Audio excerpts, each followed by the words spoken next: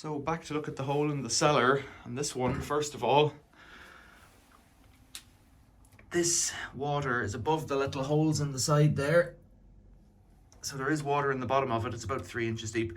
I measured it, it's 14 inches below the cellar floor, that brick floor surface. And at the back, if you can see, the water is a quarter of the way up that black ring. It's 13 inches below the floor, but the floor here is higher than the floor behind me. So, very strange. The water in this is higher than the water in that. And this ties into where I think the groundwater table is. I think the water here should be a bit lower. Maybe. What I'm going to do is pump it out again, because I don't really want it getting to be right up at the top. I think that's a little bit foolish. It's never come through the bricks, which is ideal, but in a week. So the last video I made was Monday, and now it's Friday. Maybe I made it on Sunday and posted it on Monday. Now it's Friday, and that water is 13 inches below the surface level, which at 2.5 inches of brick makes it about 10 inches. What's that? About 250 mil below that clay surface there. So let's go and pump it out. It'll take a few minutes to pump. Plug out the doorbell.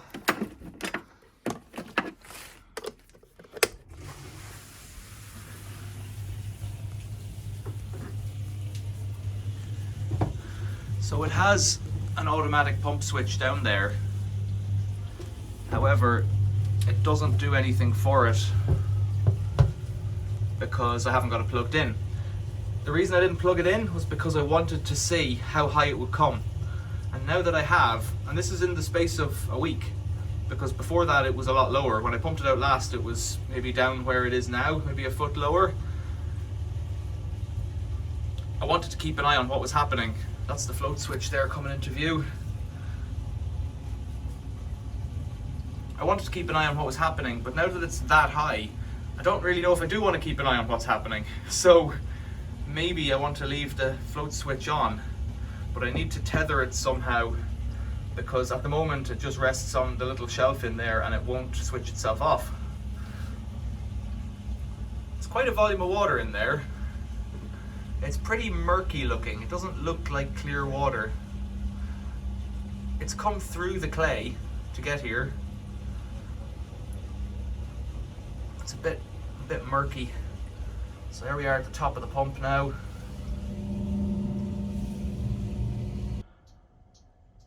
So somehow I managed not to record the second half of the video. I think I tried to take a screenshot and press pause instead or something. It drained out down to this level. And the reason I don't want it to be automatic is because I want to be able to keep an eye on it for now. If I can keep an eye on it, I can see how quickly it comes in. Like, it took a week to fill it. So if we can keep an eye on it, then we can see what level we're at with the water. Whereas if it's just draining out automatically, I don't know what I need to keep up with. Although the reality is this pump would be more than adequate. But in time I'll have to get a little tether to hold that float switch if I want it to be automatic, so that it can pivot on a little tether and then drop down again. Just a cane attached to the side of the pump I think would do it. And then a cable tie. So for now, I'll just keep an eye on it. Might come back in another week, see what's happening. The little bucket behind me, it won't drain out because it has about 2 centimeters of a lip in the bottom. There's no holes in the bottom of it. So it might drain down a little bit and then that'll be that. It is interesting that that water level is lower than that water level. That's about 2 inches higher. Strange old stuff, water. Questions or comments, leave them below. I'm down in the coal hole under the front steps of my house. The steps to the house are just up there, front of my house. This is a sump I put in, I don't know, 5 years, 6, 7, 8 years ago, something like that, to catch water that was running in from the neighbour's step. That's all been fixed. It drips, a couple of drips. It was raining all day yesterday, and I wanted to check on the water situation. I think I checked on it this morning at like 7 AM, and it's 12 hours later now, and you'll see in a second what's going on here. I think I checked on it this morning, and it was down at the pump, but I might be mistaken, and that might have been yesterday morning. Can't really remember. Could have been yesterday morning. In here, there is water. So if you look in there, it is up to, I would say, the top of those little holes in the side, which is where the water can get in. So let's get a tape measure. And with the tape measure, let's see what we're dealing with. So that's the water level there, and it's about 15 inches. It's 12 inches to the water. It's about 14.5 inches to the floor level, right? 14.5 inches to here. The bricks there are about an inch higher than they are here. The floor rises up over to there. Let's go and check in here then.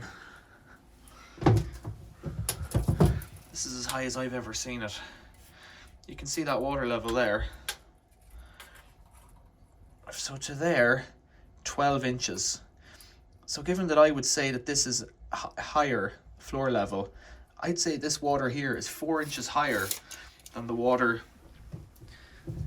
in this bucket. This happened a few days ago, and I made a video, but I didn't publish it because it didn't seem to be very interesting. And it wasn't quite as pronounced. So that's, what did I say, 12 inches and 14 inches. So that water there is at least 2 inches higher than there. That's this much, you know, for scale. That much higher. I pumped it out when it was not quite that high, but it was about that high in there. I pumped it out, and then the next day this had run down to the bottom of the holes, so it had drained out again somehow. Now I think it's pretty dense clay in here, so it's not that permeable, so I'm surprised that it's come up so quickly. But if it is 36 hours, well then that's maybe possible. It's a lot of water, so I'm going to pump it out. We'll watch it go down. So the pump's over here. I've been moving stuff around in the cellar. This is the doorbell on a Dyson transformer. It made sense at the time. Plug that in and you'll hear it go. Now, it's quite a decent pump down there. I don't remember what type it is. It might be Draper or something like that out of Tool Station. For something that lives underwater all of its time, it's kind of amazing. I put this piece of plastic on top just in case anybody small decided to come down here. They would struggle to fit through the gap. Now they could always lift it up, but they'd be actively doing that. 1 1/4 pipe going up to outside. It drops it into a hopper and it goes into the drain. I was hoping that there'd be enough water in here that I would keep using it, you know, for filling up a IBC or something, but no, that hasn't happened. There's a float switch coming into view there. I think if it fills up this much every day, I'll get that float switch rigged up sooner, but I'm not too fussed now. I want to see how high it's coming, and you know, it coming up this high, that's where it was before. I think I can see the water level in behind the plastic. I don't know if you can see that shadow right there. I think that's the water behind the plastic drum that'll slowly work its way down. I'm guessing. I don't know. I didn't drill any holes in that white bit. Now it's going to get near the pump, so let's go and turn it off again. I might get this video published tonight, maybe tomorrow morning maybe. So we'll listen for that to start charging. Should happen any second now. It'll make that revving noise. There it is. At that point there isn't much more to get out of it. Well, there's nothing more you can get out of it, it's just charging. Doorbell back in. So where does that leave me? Well, in the past it would come into that, it would have about that much in it, and that was kind of normal in winter. But if I can draw it down and it would keep that bucket dry, it means that the ground is drier and it's not acting as a wick. Like clay will act as a wick up to a point. What's weird is, and I can try and show you this now because I might as well while I'm at it. Let's get my lamp. What's weird is, now I'm actually going to struggle to see. Well, we'll have a look, maybe, if we can, in here. So this is the back of the house we're going to now. There's a kind of a door here. Oh, I'm not going to be able to get in there. Not right now. So towards the back of the house. Oh, can we see in there? Not really. That's the chimney breast on the back of the house. Right in there, about another 5 meters from where I am, I've dug a hole that's even deeper than well, deeper than the floor level in the front, and it's just bone dry. So, strange one altogether. The back's way drier, so it's like a gradient of moisture is what I'm getting at. It's like a gradient of moisture from the front. I guess that's the water table, you know, that at the front of the house it's higher and it drops down towards the back. This has always been the dampest point in the house. This coal hole has always been the dampest point in the house, and I always attributed it to a leaky step. There was 2 leaks. There was one up there, and there was one somewhere. Still got drips on it actually. Look at that. It's a day later, so those drips. That's just because something's saturated up there. I'm not sure where actually. A bit strange. And I run that fan. It's been on. It's a bit dirty actually now. It runs 24/7 on a kind of a trickle, but really it's just taking air from that vent and moving it over to there. But I whitewashed this a while ago and I could use it again because I power washed it once. I made a mess in here one day. So I'll post this video to YouTube and you can tell me what you think as an update.